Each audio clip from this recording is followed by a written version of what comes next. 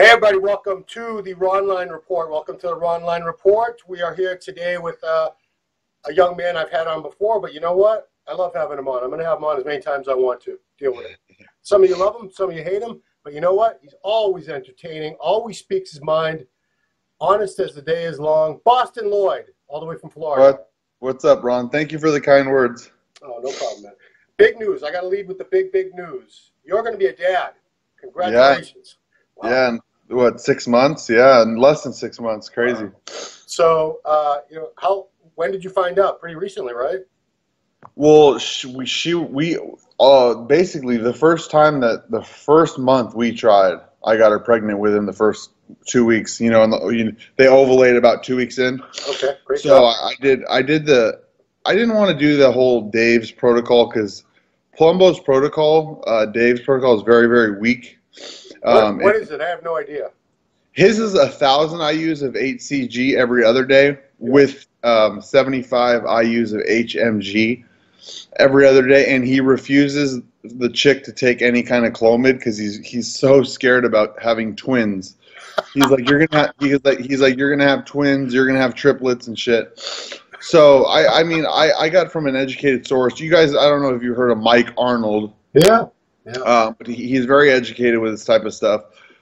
Very smart. He gave me the protocol that works. He said every client he's given this protocol to within the first 2 months, their wife has been pregnant. And I was like, oh, there's no way because I'm shut down. I've been running gear since I was like 17, 18. There's no way. Then I told my couple clients about it. They got their wives pregnant within the first 1 to 2 months. I've never heard of anyone. So with us, we got lucky. The first 2 weeks of me running the fertility protocol, boom, she was pregnant. So mine was 5,000, which I'm going to do a video exclusively because, man, you have no idea how many bodybuilders have emailed me or just people who are on steroids that are trying forever. Either they say they're on Dave's protocol, I can't get my wife pregnant, what's going on, like this and that. And who knows, they might be using, fake HCG or HMG or whatever it is, but it's crazy how many people have trouble consuming, you know what I mean? And like before we semi-tried, like I was just taking like 1,000, I use HCG every other day, but we weren't serious about it. But when we finally said, let's try, it happened right away. But I think a lot of people, they're either using, fake shit or they're just not using enough of it because they want to stay on the drugs. And like I said, I stayed on the whole, my cycle, I was on like 2 grams of test at the time. I was on a ton of shit. So, theoretically, you should not have been able to get her pregnant. Yeah, I mean, 2 grams of test. Without the crazy HCG, which is like a full bottle a day, every other day. Yeah. And the HMG is really the trick, though. What is HMG? I've never even heard that before. You know what? I didn't even bother researching it to the extent of what exactly it does in the body. But supposedly HMG is just the strongest, to get your luteinizing hormone up too. But it also, in combination. But I've seen people that haven't been able to get their wives pregnant with HCG, and I go throw in HMG, boom, it happens in the next month. So there's something about it. For me, I didn't really look into that much. I trusted Mike Arnold's opinion on that, and it worked perfectly. So it sounds like, unlike most of us who have children, you actually wanted the I don't want to say I didn't want my kids, but they definitely were not planned. Let's put it that way. You guys had a plan. When did you decide? Because you're both fairly young. Are you like 24, 25 right now? I'm 25 now. She's 26. 26. So when did you guys decide it's time and we're going to go for it? Well, all right. So we're established.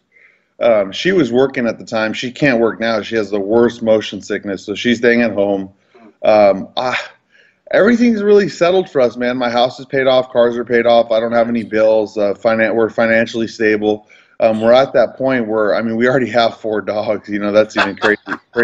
That's crazy by itself. That's like 4. It's insane. It's actually an insane house with these dogs. They go nuts. But if the doorbell rings for UPS, they're just, your whole day gets just woken up. It's just insane. But yeah, no, I think for the last she's wanted kids since we got back together, but I wanted to wait a little bit. Until we figured everything out. But yeah, I think it was a good time because my dad had me at 36. Yeah. And I feel that's a little bit too old. I wanted to, maybe younger. Because I was thinking about, all right, so when I'm 45, my kid will be in high school and I could enjoy his wrestling or football or wherever he gets into, and still be able to be agile and and help him out and stuff like that. And you probably had your kids at a younger age too. 25. No, 94. 24 when my daughter was born. 30 when my son was born. So yeah. Wow. So you're young. Yeah. It's not. My sister was 16. One of my old sisters, but Oh my God. 24, 25, still fairly young. And you're right. You will be able to really enjoy them and be active with them and stuff. And you'll be one of the younger moms and dads at your middle school and high school. There's no doubt, guarantee it. Exactly. So, yeah, because you got. I think the main objection people have to having kids in general is, well, I need to get my career going, I need to get established, and you luckily whatever people want to say about you, you've done a lot, you've accomplished a lot in that arena at a very young age. So props to you, man. Props to you. And it's shocking too that my business is still doing well. I thought it would drop off because I got really out of the industry. Like I do interviews, with you or Louis Marco every once in a while, but I don't go to shows. I haven't been to a show since my show in 2016, earlier in the year. And I just have no aspirations to go to expos because honestly, my OCD and my packing food, it's not my thing. I could just sit on I don't know why people would waste all this money to go to a Olympia show and you could watch it better seats basically at your house. Yeah. And I'm all about saving, man. I hear people spending $2-3 grand just going on to the Arnold or to the Olympia, and that makes me cringe. It's like, oh, I would just love to just save that money. You know what I mean? Yeah. Yeah, saving is I don't think Americans have ever been too great at saving, but these days I don't even hear that word anymore. I don't think people save money at all. No, man, there's guys I know that make very good money that live on the edge, like nothing in there. It's insane. I don't even know how they spend the money. It's like, wow. Yeah, where does it all go? So, wow. Well, so when do you have a rough due date yet for this? Yeah, it'll be probably first week. Well, the due date's around first week of April. Okay, perfect. So, and that's funny because me and Ariella are both Aries. I'm born in March 29th, and she's April 18th. Okay, so our kid's going to be in Aries too. That's pretty funny. My daughter is April 7th, so must be a great sign to be born in. Wow. Right on. Okay. So I haven't been following I'm really bad at keeping up with people, and people think I watch every interview and every video, and maybe I probably should, but so I don't know what's been going on with you as far as. Do you do any more personal experiments? Are you all done with that? Where do you stand with the bodybuilding and everything in general right now? I'm pretty much, this last week, I haven't done that in a while. This is crazy, man. This is pretty funny to most people, but I took a week off of the gym and the drugs. I just said, look, I'm burnt the fuck out. I'm going to take a week off the diet, the drugs, and the training. And usually, Ron, I get real fat and soft and look like shit. Yeah. And don't get me wrong, I think 4 or 5 days I ate real clean of that week, and then the other days I just didn't really give a shit. Yeah. But you know what, Ron? I went from 263 to 240 in a week, and I don't know if you could tell my face is a lot slimmer. I don't know. The GH, just coming off the GH, the peptides, the high test, just in 1 week. I lost tons of weight and my stomach just shriveled up. So it's the bloat, literally no turtle shell here, you know what I mean? But I think a lot of that too is I wasn't eating heavy, big meals every 2 to 3 hours. I was eating 3 or 4 meals throughout the day, you know what I mean? Yeah. So that's another big thing is your body has a longer time to digest the food. But usually I get it has to be muscle maturity because if I did that 2 years ago, Ron, I'd look like I never even lifted. Yeah, I mean, I remember you didn't so much shrink as much as you just got really soft looking for it, I recall. Yes, you're very soft and fat. And you know what? I've always stayed, for the last year and a half since my show, I've always stayed lean. You know what I mean? I might be holding some water, bloat, but there's never been a point where I couldn't see my abs or, you know what I mean? Stuff like that. Right. So asking a 25-year-old person this is kind of ridiculous, but you think you're all done with competing, or is that something you might pick up later on?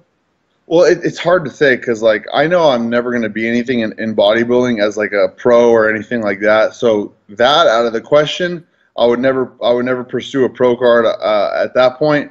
And even though people say I have, shitty genetics and shit, a lot of it's, I don't have, obviously, the best genetics, but, my parents, I have decent genetics. if I wanted to put the work in and train hard for 5 years and stay regimented, Yeah. I don't think I would have a problem, Ron, getting a pro card the way they're giving them out these days. True.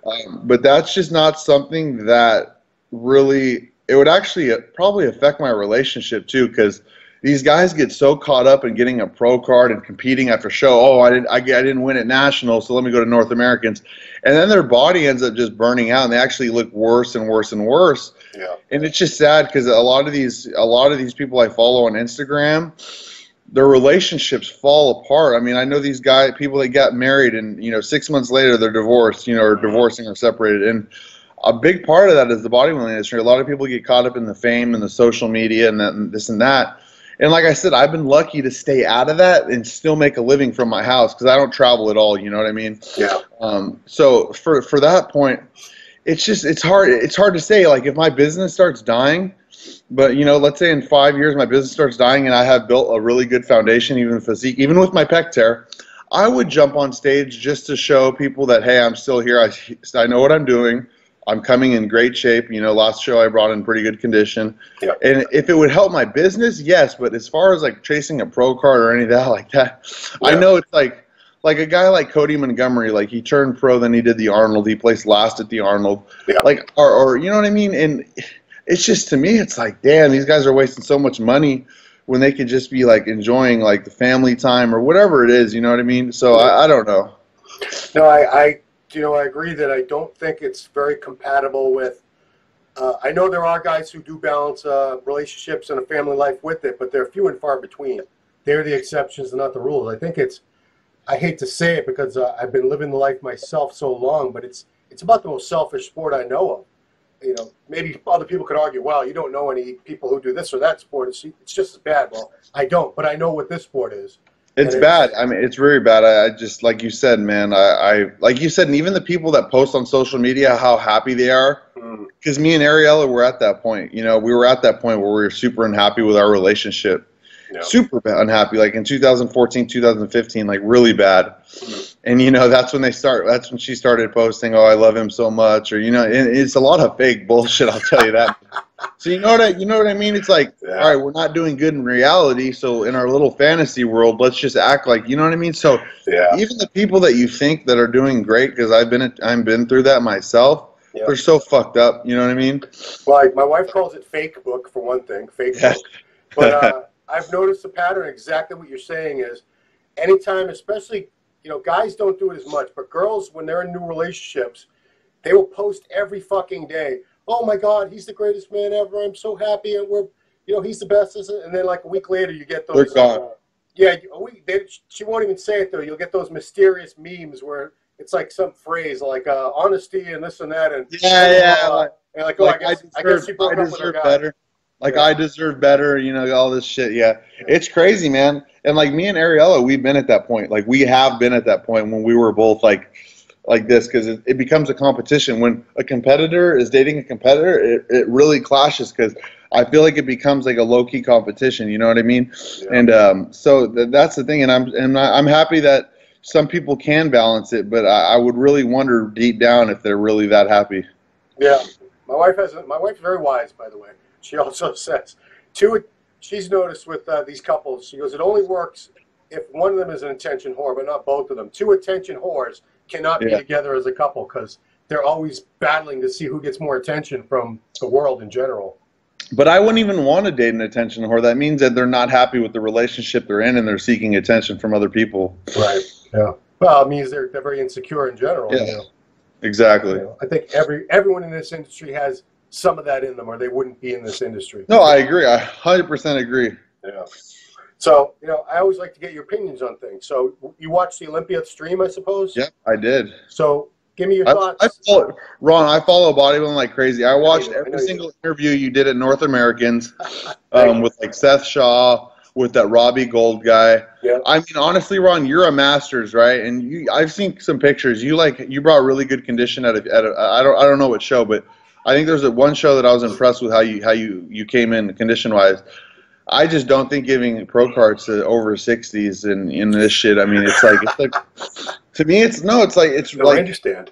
Like that Robbie Gold guy, he seems like a nice guy, man. But what, he didn't even place an Open, or maybe he got fifth in Open, or maybe I don't even think he placed an Open. You're right. You're right. I think it was like I don't want to. I know him a little bit, so I don't want to say, but I think he was like 7th or 8th in the Open. Yeah, exactly. And then he goes down to Masters and gets a pro card, and it's like, to me, it's like, look, if you can't compete with the best at that level, you shouldn't be able to go to the next level.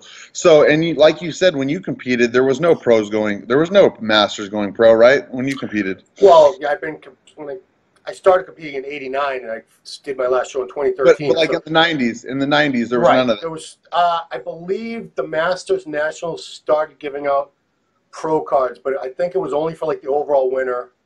Yeah, because that's like where Don Youngblood came out of, but it was still very, very few pro cards available back then. Like when I told my dad about the pro card, he didn't believe me. He was like, "There's no way, son." He's like, I was like, "Dad, they're giving pro cards to the top 2 bantamweights, like they're 100." He's like, "No, they're not." And he was like shocked. He didn't even understand why they would do such a thing. But but here's something I'd like to debate, because I don't get to talk to too many people that would have an opinion one way or the other. But the reason I think bodybuilders should be able to get all these pro cards, even though it's ridiculous, and they're not going to do, 99% of them will do nothing. They will do jack shit as a pro. They're competitive. They're competitive. Them being competitive as a competitor is gone. So it's like almost like it hurts them. You know what I mean? Right. But to me, it's because I see all these new divisions popping up over the years, and I walk around and I meet a 20-year-old girl she's been training for a year, and she's a pro. She has IFBB Pro in front of her name on Facebook. I've been training much longer than she's been on this planet Earth, and I don't have a pro card. So I'm like, well, fuck it then. I should go get a pro card too. Why not? A lot of people probably think that. And Ron, I'm not even kidding you. Me and Ariella, we laugh because, like, if somebody goes pro, like, let's say a lot of people went pro at North Americans, we'll go on their Instagram like an hour after they went pro, and it's on their fucking IG. We're like, wow, like, you're not even thinking about your next like cheat meal or spending time with your family, but you're fucking so excited because you could put that title on your Instagram. You know what I mean? And honestly, Ron, like, the true pros that I know that love, eat, sleep bodybuilding, and I'm not one of them. I'm talking about people that literally can't go without this shit. Yeah. They don't put shit on their bio, and they don't really post much about themselves. Like, you know what I mean? It's not me. It's like, let me go in because like these people are putting like Instagram stories. Like they literally, I don't know how they do it. They videotape their whole workout. They'll like put it on the floor, and then they'll do the apps and this and that. First of all, I don't know. I don't have technology. I don't know. I'm horrible at technology. I don't know how to do that. But it's like, how can these people get a serious workout in when they're too busy editing their videos or shit like that? And it's crazy. And like I said, it's all about me. Right. No, I honestly agree that it's been a lot of these people. They don't want to become pros necessarily because they have any desire to compete as a professional or do anything like that. It's just a status thing for them, and they're going to get more attention out of it. But I think that's the world in general now. That's social media in general. So, I can't really hate on them too much. They're just a product of their generation and the culture we live in now. I guess you're right. But yeah, shit, man. If these people were smart enough, they would market some type, because a lot of these pros, man, as you know, most of these pros actually, besides like the top 10 at the Olympia or whatever, they have 9 to 5 jobs, or they have another job on the side. If they were smart enough, man, they should market that pro card to actually benefiting them in some type of business. You know what I mean? Some type of training business or whatever it is. Well, I mean, I'm going to go back to you for a second. I mean, you're an example of someone that you're not a pro. You never won a big show. You'll probably never be a pro unless you really decide you want to. But if you compare how you've done successfully, financially, everything, to how most of the people with pro cards, it's not even a contest, because you got to go out and hustle. You can't. I think they all have this fantasy of how it was in the old days when Muscle Tech would throw 150, 200 grand at you, and you could stay home and smoke weed and play PlayStation all day. Or Joe Weider, even back in the day, would sponsor people, and they didn't have to work. But with the new divisions, bodybuilders are getting shafted with the contracts, so they should really stop thinking about that. You know what I mean? Yeah, and I think anyone who's getting into the competitive side of it, thinking that that's going to lead to fame and fortune, find another sport guy, or it's. Yeah, like I tell people, like, unless you have genetics, like where you just like you start training naturally, and all of a sudden you look like you're on drugs and you blow up and you just respond insanely well. Yeah. And you know that you could be a great pro, which is, as you said, 0.001. You know what I mean? Nothing, unless you're a Phil Heath or a William Bonac or whatever it is. Because you know what? I always preach that those guys at that pro level, I guarantee you they run less drugs than the guys trying to go pro at the national level. Yes. 100%. Because they just respond so well, so they don't need all that shit. Right. And the big thing is obviously the quality of the drugs. You know, Hani, you know, George Fair, they give them, you know, hookups and shit like that. I actually know a couple people that work with Hani and George. They have like pharmaceutical grade stuff, so they don't need that much, and they know exactly what they're putting in the body. So those guys at the pro level, in my opinion, are healthier, way healthier than these guys. Even at local shows that look like shit, that are like, oh, I'm on a gram of Trent and all this shit. Yeah. It's just mind-boggling, man. No, that's something that bothers me sometimes. Is I know regional level people in this area, and they talk to me about what they're on, and I just kind of listen in amusement, because I'm like, oh my God, you're doing a local show here. It's a national qualifier, but it's a regional show. You're on like 15 units of growth. You got Increlex. You're on 5 grams of gear. I'm like, oh my God, and then I see them at the show, and they take like, you know, 5th or 6th place in the they just don't. They're not responding to the drugs. It's not a matter of that. It's just genetically, it's not there for them. It's like they're wasting their time. And like I've been there too. Like obviously, it was like when I was training for the New Englands before my arm exploded. I think I was running the most gear I ever ran. And me and Ariella were in a relationship, and that's when I blew my nerve out. And I was just doing dumb shit just to win that show, and I wouldn't even have probably won that show. That guy who was a light heavyweight or whatever, he would have probably beat me pretty bad in the overall. So it's like I did all that shit, like all this grams of gear, and it didn't make me look any better than if I took, you know, because steroids stop responding after a while. You know what I mean? It's just it's not like, oh, I take more, I look better or anything like that. They just start converting, and you look worse. You know, I hope people are really listening to you, because you're sort of going against what the way you used to talk a few years ago. You've definitely grown and matured, especially with all that. Well, because I've tried everything. I've tried everything. I've tried the high, crazy, nuts dosage, and then I've tried the dosages that I feel work. And I think people don't understand the conversion rates of progesterone, estrogen, stuff like that, and that's another big issue. But no, like right now, like I think I'm on just I'm not even on much. I do like a shot of test every other day, MPP every other day, and Master on every other day. So I mean, I was on, like, in pre-contest, I would like get every drug I can get and just shoot like 3 cc's each. Team 3 cc. Oh, and I was so fucked up, Drew. I couldn't even sit down sometimes. I couldn't even walk, and I'm like, why am I doing this? And then all of a sudden, your body just starts converting, and you start getting softer and softer. And it's not the steroids. The steroids on a first cycle, you're going to respond well. Second cycle, you'll do well.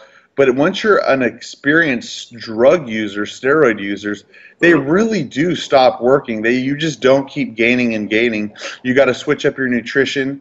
You got to change your training, you know what I mean? Yeah. And stuff like that. So for me, it's like, I don't know, these guys are wasting a lot of gear. And like I said, I've experimented with everything. And I think that's a good thing, because I got it done when I was like 18 or 19, 20, instead of doing that shit when I have a kid, like doing dumbass shit. Well, and I mean, from a health point of view too, I don't think, I'm not going to say it's ever smart to do that kind of thing, but your body's a lot more resilient at age 20 than it's going to be at age 40. Yeah. And, unfortunately, I've known a lot of guys around my age they're no longer alive, and I know a bunch of others who have major, major health problems because they did all that stuff in their 30s and into their 40s when, their bodies were already beat up. You probably know guys, too, that went fucking nuts with the steroids that are doing perfectly fine now, right? I mean, I think a lot of it's genetic, Oh, absolutely, absolutely. You got these 100-year-old people that smoked and drank every day. Yeah, exactly. My stepdad's one of them, man. They told him, my stepdad was doing, I'm not kidding, in his powerlifting days, he would have like 6 shots of Jack Daniels, he would have 2 packs of beer a night, and he would take like 100 to 200 mgs of Anadrol or D-ball when he was getting ready for powerlifting. And dude, they told him his liver was gone a long time ago. He's like 70, he's 78, I think now. Wow. And he's still going in the gym, benching. Like, it's insane, man. So like I said, there's always that exception, but if you do have like a genetic, thing with your heart or whatever, it will enhance the effects for sure. So, I want to talk about it. We had a couple big deaths this year, and I know, you weren't close to.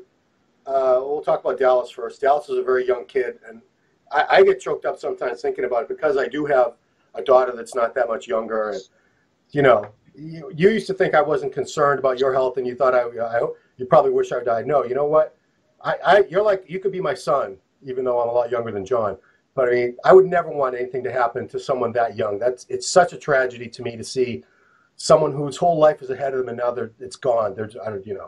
So I know you guys had issues for a little while, a couple of years ago, but you must have been pretty shocked when that happened and you heard the news. And this is actually how I found out. My dad was visiting. He was here that week. Wow. He was sitting on the table reading the news. I just had woken up. I just got up. He was on the table on his computer. And he goes, Boston, he goes, Dallas McCarver just passed away. And I'm like, why? Yeah. There's no way. He's 26. He's a year older than me. That death hit me a lot harder than Rich Piana because of his age. Yeah. And don't get me wrong. Like, I didn't like Dallas really from what our conversations were. Like, I caught him in a few things lying and stuff like that. Yeah. And all that stuff. So I didn't really have a positive spin on him. But, dude, I mean, I was like, wow, like, that is the saddest shit ever. Like, that was way sadder to me than Rich Piana's, passing. Because Rich has experienced life. He's experienced everything he wanted in life. Right. I don't think if you told Rich, hey, Rich, look, you're going to be doing this, but you're going to pass at 46, he's going to be like, fuck it, I experienced everything I could. And a lot of people are like that, like, a lot of people are like, you know what, I would rather experience everything I want to experience and die at a younger age and live super old and be like in a wheelchair and, crawling around. So, hindsight 2020, if Rich was still here with us, I don't think he would be too upset, to be honest with you, knowing how Rich was, conversations I've had with him. Yeah. And I knew, Rich was very open with me about, his Coke use, his, Adderall use, his, pain pill use. And he was very open. In fact, like when I was at the expo, he asked me if I had any Adderall on me, and I don't take Adderall. I've used it once before, like somebody sent it to me, and I feel the same thing as I do on major stim pills. And I knew that Rich's lifestyle was very unhealthy, so that wasn't surprising. But Dallas McCarver, after that incident in Australia, I was following him on Instagram a little bit, and he was going in for IV medical treatments. He was doing chiropractic. He was saying he was getting looked at with a doctor, blood work, this and that. The only problem with that is, this is something that I figured out from my dad, is you don't know what's going on with your heart unless you get an actual scan or an ultrasound. So you could test all your vitals and your blood work and everything may be fine, but your heart may be at that point where it's going to go, it's going to give, and that could have been it, you know what I mean? Yeah. So that really affected me because of his age and like knowing that like he tried to do everything possible to stay as healthy as he could from what I picked up. Yeah, that was insane, man. So, do you think bodybuilding is taking a hit now? I mean, popularity wise, if I was an 18-year-old kid and I see men's physique, I see classic physique, and I see bodybuilding, and I'm looking at the top bodybuilders, we got Phil Heath, we got Big Ramy, we got Bonac. They look like something a Marvel Comics guy would have drawn for a comic book. Obviously, that would look very unattainable to me. And then if I did a little investigating and found out what levels of drug use were involved from one division to another, I would probably tend to go toward, well, I wouldn't do men's physique because I like training legs, but I don't think I would choose bodybuilding. Do you think bodybuilding is going to take a big hit in participation and popularity? I think everyone wants to be a bodybuilder, Ron. Like, I competed with Jeremy Buendia as a bodybuilder as a teenager, and he was so about it. He was like, I'm going to, do this. I'm going to go to, this and that. And then all of a sudden I started winning shows. I won the Contra Costa, and he wasn't even placing in those shows. I mean, he wasn't placing as a bodybuilder because he was just too small. He just didn't have the structure for a bodybuilder. He said, hey, fuck it, I'm not doing well. I'm going to transfer to men's physique. Then he didn't even lose one show in men's physique. He won all of his shows from there on out. And I think everyone wants to be a bodybuilder. Like, don't get me wrong, Ron, I look at these fitness models, and I'm like, wow, I could easily attain that. Take some, some Mastron, some fucking, test probe, some Trenier around, some Proviron, an anti-estrogen, and just be like fucking low carb. I could look like that. I mean, it's easily attainable. Like, I could easily get down there. I got down to 226 in prep when I was on DNP and zero carbs. And at that point, I look like a physique guy, you know what I mean? Because I'm 6'1". Yeah. So, I mean, it's so easily attainable, Ron. But I think everyone in this sport likes that, likes that look. You know what I mean? I don't know. Like the bodybuilders that are coming down to physique, obviously they wanted to be a bodybuilder. Now, don't get me wrong, kids growing up, they might be like, I like that over this. And those kids truly do like it. But I'm saying guys that have already been bodybuilders that step down, right? You know what I mean? They're just looking for an easy way out. Like Chris Bumstead, like to me, he's a super humble kid. Yes. Like super nice in interviews, super soft spoken. Like from what I hear, he's a super nice kid. You know what I mean? But it's like you turn pro as a bodybuilder, and you know that to be competitive as a bodybuilder, he has great structure. He's going to need anywhere from 4 to 7 to 8 years of hard training, diet, and this and that to even do, you know, place top 5 in a show, you know, as a bodybuilder. But he goes, hey, I want that victory now. I want to start placing well now. So, hey, I'm going to step down to classic physique. I'm going to eat less. I'm going to take, you know, I guarantee his drugs are probably the same. Comes down, you know what I mean, and starts winning, you know, almost wins the Olympia and stuff like that. So to me, that's like a slap in the face to bodybuilders, just to me at least, because it's like you want to be a bodybuilder, but you want the victory. You know what I mean? Yeah. Now, everyone's talking about bubble guts, big gut, bubble gut. Louis Marco loves saying bubble gut. But do you think that's turning people off too? I mean, I didn't even see when I became a fan and a bodybuilder. We never heard of big guts. Nobody had a big gut. Nobody. Yeah, I don't. You know what, man? I think a lot of that's the drugs because you guys ate a lot of food back then. You know what I mean? Especially, but I don't think, Ron, from what I studied with my dad's diets and a lot of the guys in the era that I've talked to, you guys had a lower protein, high carb, it seemed like. I don't know about you yourself, but my dad's protein kept it low, like anywhere from 5 to 6 ounces per meal, just a ton of carbs and stuff, you know? And your dad competed around 225, 240, somewhere in that range? 242. 242, so he's a big dude. Yeah, so like I said, he always kept his protein, you know, pretty damn low. Carbs were always super high. He did a lot of cardio and stuff like that. But I think a lot of these new drugs that are coming out, like peptides, a lot of the Chinese IGF, just a lot of the insulin too, because insulin really wasn't circulating in the early 90s that I remember. I don't know if it was in the early 90s or late 80s.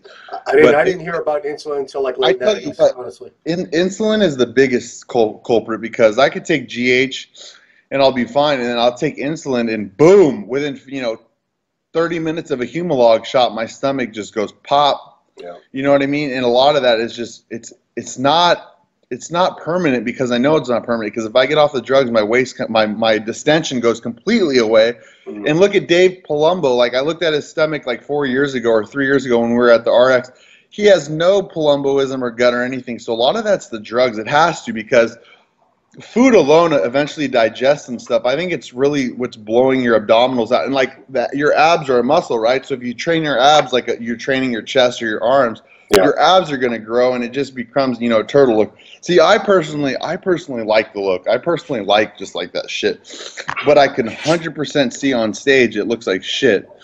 So I understand why they are rating them down. Like I thought Phil Heath was pretty much distended, which I guess he just got a hernia surgery recently. So.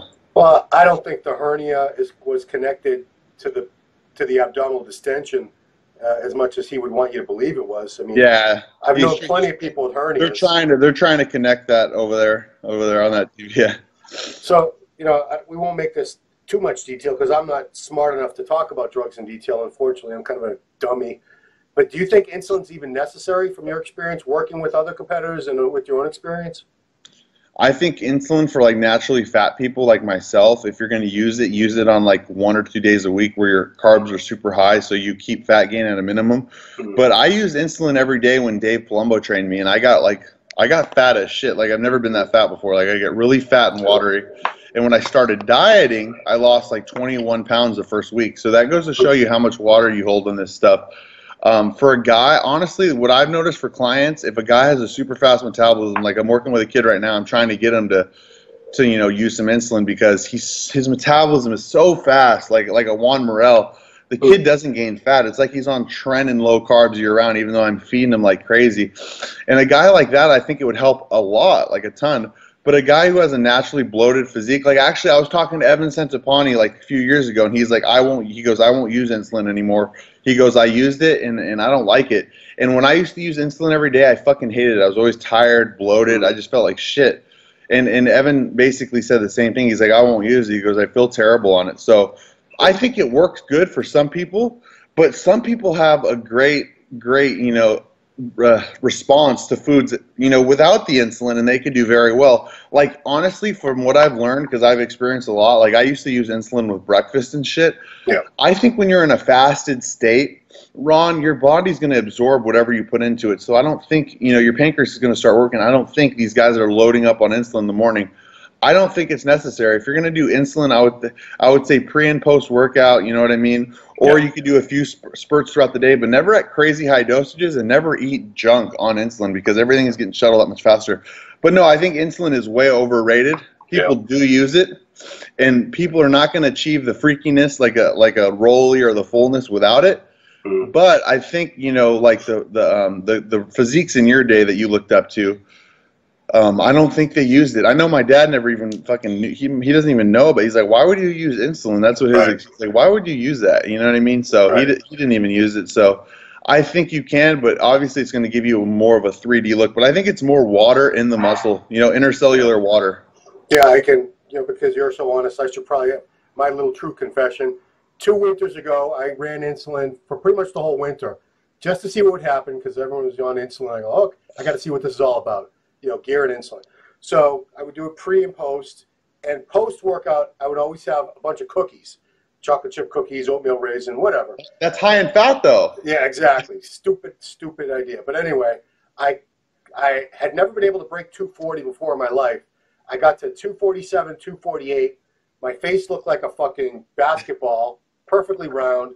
My arms, which as know have always been an issue, they were much bigger and rounder, but my God, I could not even suck it in for the life of me. Were you fatter? Were you fatter too? Oh yeah, absolutely fatter.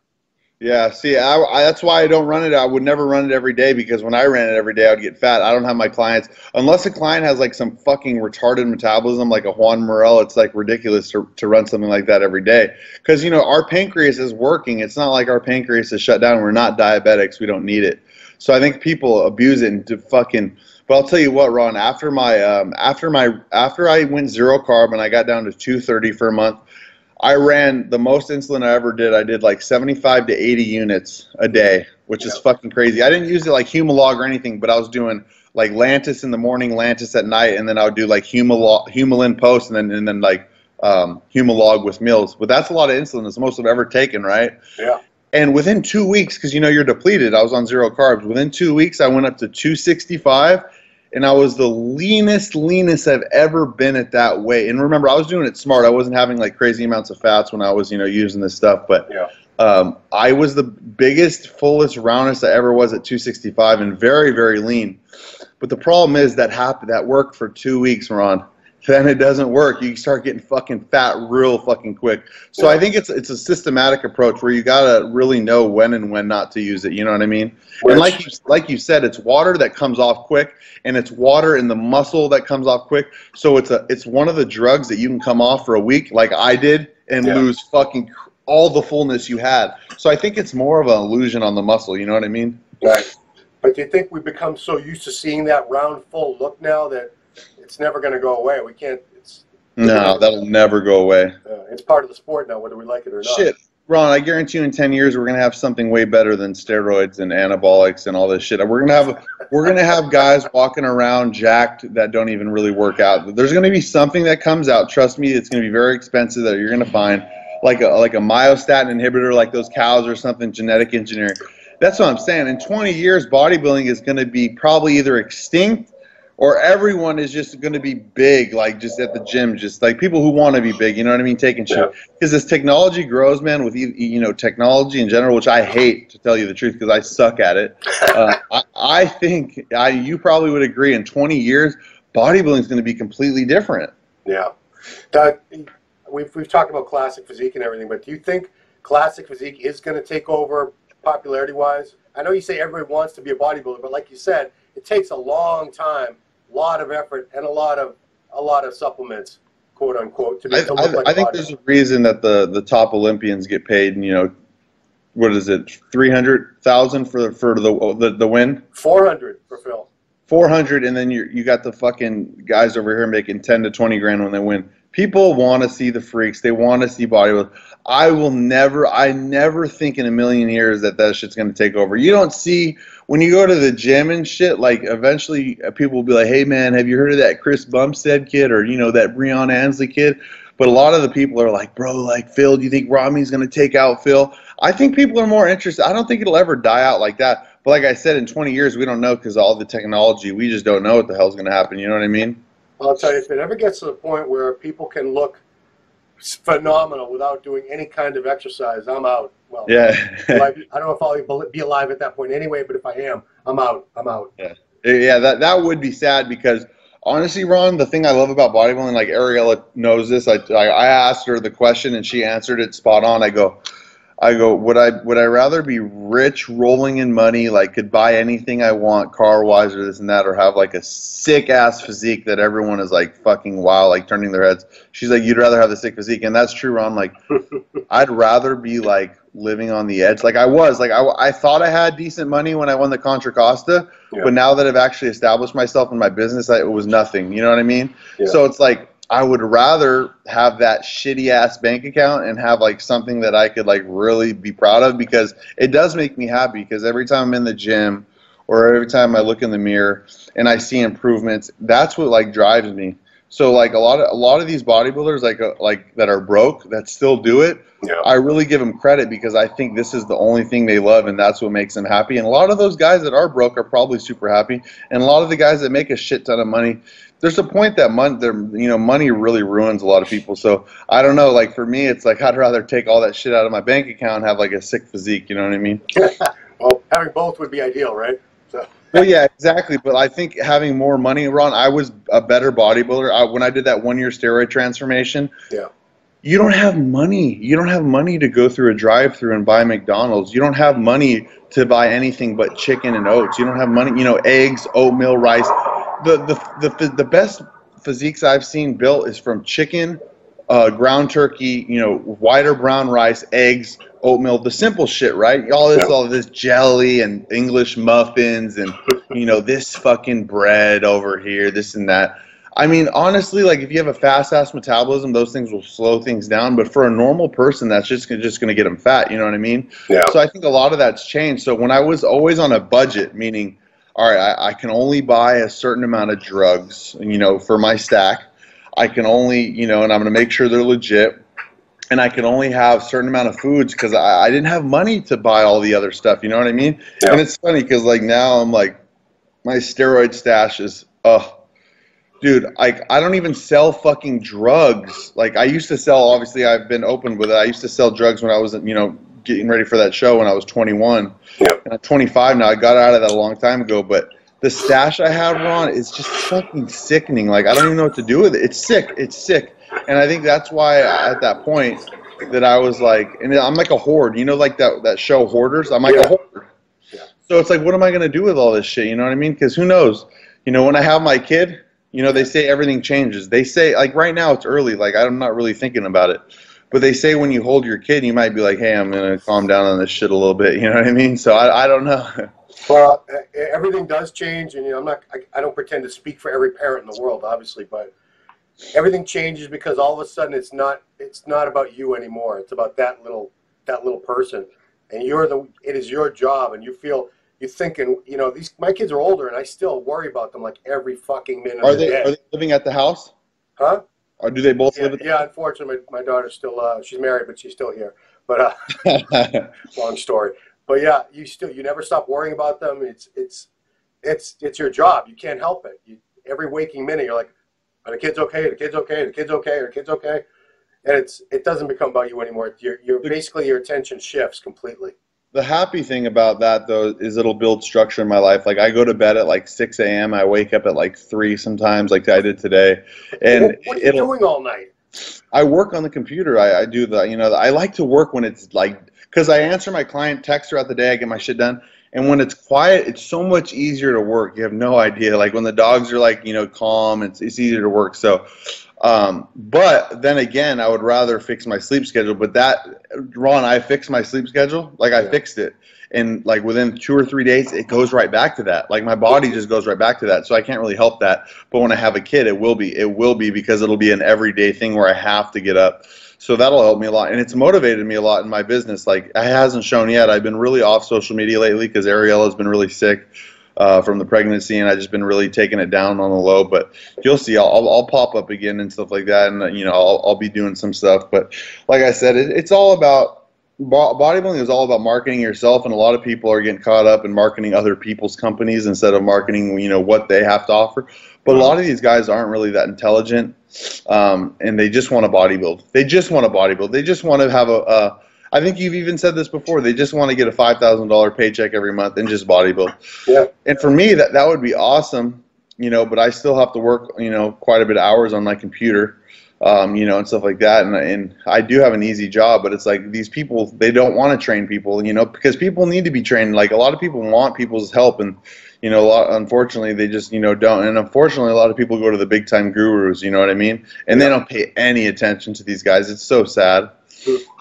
So, all right, well, you've been very generous with your time. I want to give you a little chance to plug. How can people get in touch with you for your services?